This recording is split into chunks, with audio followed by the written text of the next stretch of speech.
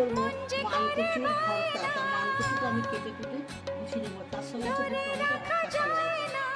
এবার গুলো এবার জল দিয়েছি আর একটা বেশি কচুগুলো সিদ্ধ করতে দিয়েছি, টমেটো দিয়ে দিচ্ছি। সিদ্ধ হয়ে গেছে কচুগুলো, এবার তুলে নেবো। কাঁচা লঙ্কা সর্ষে দিয়ে বেটে নিচ্ছি।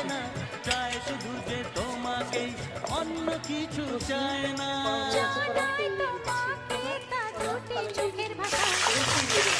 একটু ভাজা হয়ে গেছে, রসুনের মধ্যে স্বাদ মতো চিনি আর একটু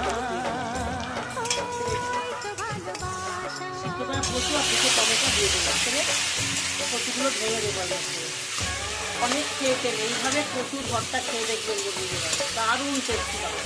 সর্ষে আর কাঁচা লঙ্কা বাটা দিয়ে আর রসুন আছে বাটা আমি একটু কষিয়ে নেবো, কারণ গন্ধ লাগবে। তারপর ভর্তা হয়ে গেছে, আমি সামান্য একটু ধনে পাতা দিয়ে দিলাম। এবার নেবো মানকচু ভর্তা গুঁড়ো, এবার আমি নামিয়ে নিচ্ছি। মানকচু ভর্তা হয়েছে বন্ধুরা। মানকচু ভর্তা দেখে যদি আপনাদের ভালো লাগে তাহলে লাইক করবেন, শেয়ার করবেন এবং একটা সাবস্ক্রাইব করতে ভুলবেন না। ভাই আবার ঠাকুমা রান্না করে দেখা হবে আগামীকাল।